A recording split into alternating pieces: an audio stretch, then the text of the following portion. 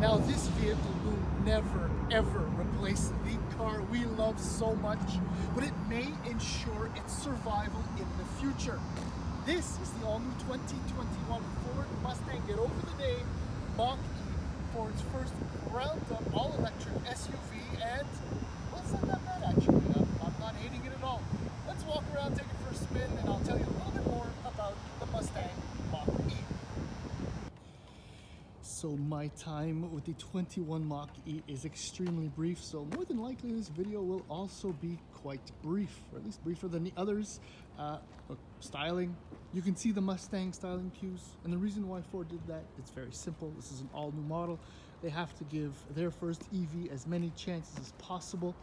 You take it for what it is, and in fact it's fairly handsome. So do we agree? It's a good-looking electric SUV? All right, we can move on. Base price in Canada for the Select rear-wheel drive is $50,495. The Premium, $58,745, which is the model this happens to be. With one exception, this has all-wheel drive.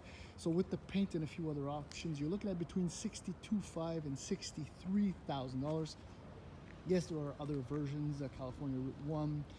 First edition, and the hotly anticipated GT, which arrives in about a year from now. What do you get for the base price? So you get a 10.2-inch cluster, which is brilliant, a 15.5-inch touchscreen display, which is even more brilliant. All of that with Sync 4 as standard, which is top-notch. How about that? Wireless charging is a bunch of other features. No point in going through most of them. Let's just do the quick walk around. See, Mustang taillights. Agree. We agree. It's fine. It's all good. Ford says that's about 840 liters of trunk space, but I really don't see it. I mean, there's not really any room under here either. But suffice it to say, it's a good-sized truck for an SUV of this volume. Now, this is how you open it. See, the door pops out. I'm thinking this little piece of trim might break after a few years, but that's Ford thought of that because they kind of reinforced it there. Give them some points for that, and we'll also give them points for using nicer materials than what I've seen in a number of their recent SUVs. However, presentation is still fairly plain for such an expensive SUV. Getting in and out is fairly easy. Here's a quick snapshot of the dashboard and the two screens. As my driving position, so you have an enormous amount of legroom. Width-wise, you can easily sit 3 across.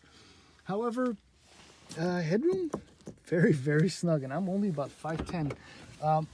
Points awarded for this. It's very Super Duty-like door handle, so that's kind of cool. There we go again. See, but Ford thought of the front door figuring it's going to be opened far more often, so that works out. Look. Some of the materials nice, good looking presentation, decent door bins. Like I said, it's gonna be quick. Let's crank it over. All right, so there's your 10-inch screen with all the driving information you really need. That's a good decision. And here's the 15-inch touchscreen with Sync 4. Going through all the menus will take forever, but to suffice it to say that it's very intuitive, very responsive. Settings, I mean, everything is as you would expect it to be. And here's a quick glance at the drive modes. Yes, engage, whisper, unbridled. Why not, right? Ford Lincoln, I like doing that. I guess it works. What does work for me though is an actual volume wheel in the middle or at the bottom of the screen with the power button in the middle. I don't know. It's kind of an old meets new setup. Good storage. There's your wireless charger.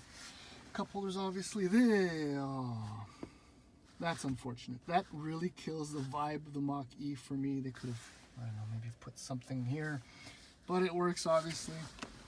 Good armrest, flips up, storage, boom. Visibility, well, just, the actual dashboard is a much nicer. It's well presented. It looks premium. Good on Ford for doing that. Visibility is pretty good. However, when you get around here, see that SX 2.0 quickly disappears. That's a big blind spot, but you're sitting fairly up high. What else can I say? Oh, maybe just another word on Sync 4. It's one of the best systems. I mean, it's only been like an hour and a half since I've been with the car, but it works really well. It reminds me of the Polestar's Android system, which Polestar 2 and this vehicle, they have a lot in common. So let's put it in D and take it for a spin now.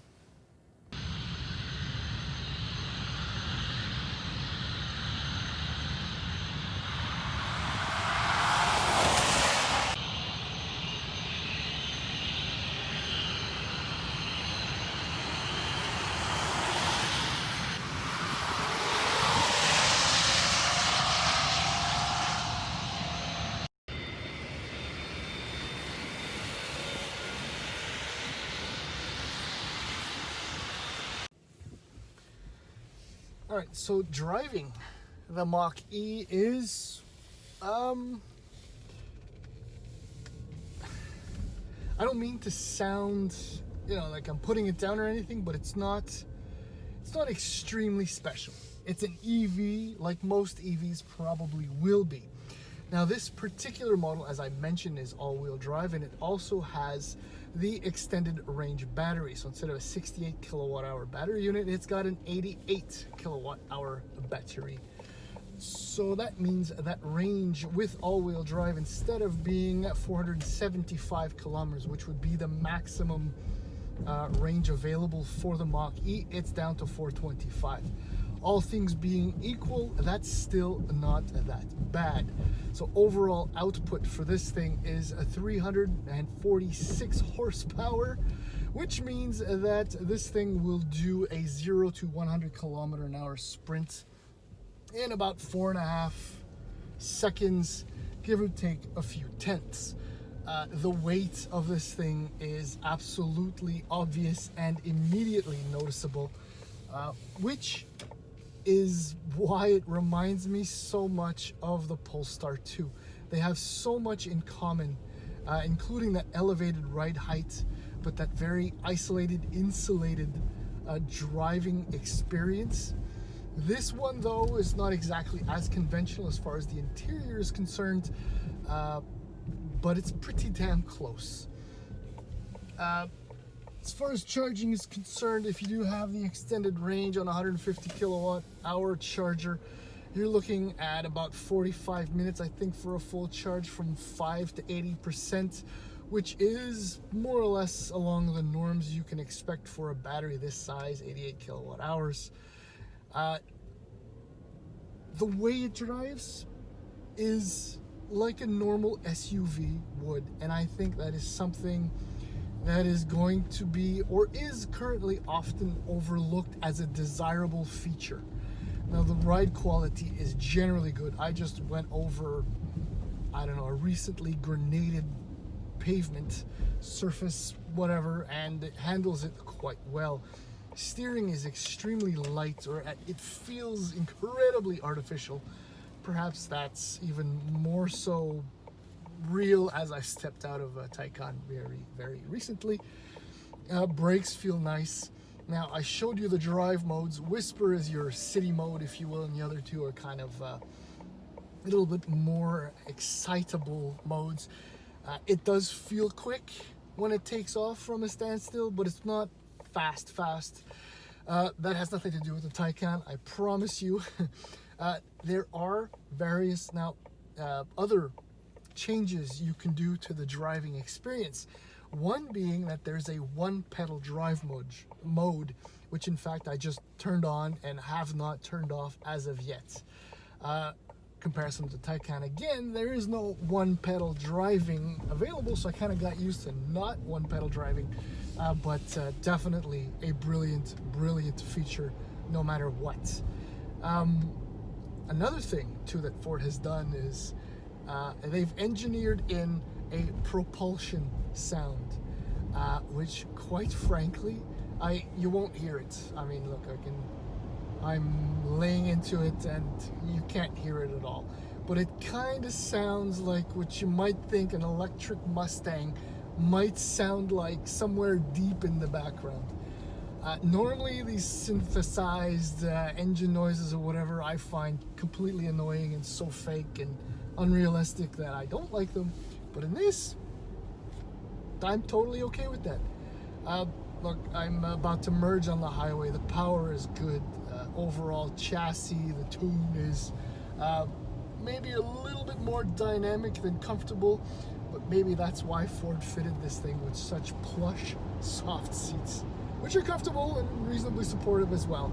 Look, I'm just over perfectly adequate. This is a lovely electric SUV, and it will surely do well for Ford, and hopefully will guarantee that our beloved Mustang, the two-door version, will be able to take notes from the Mach-E and return to us as a powerful, exciting, dynamic, electrified performance coupe.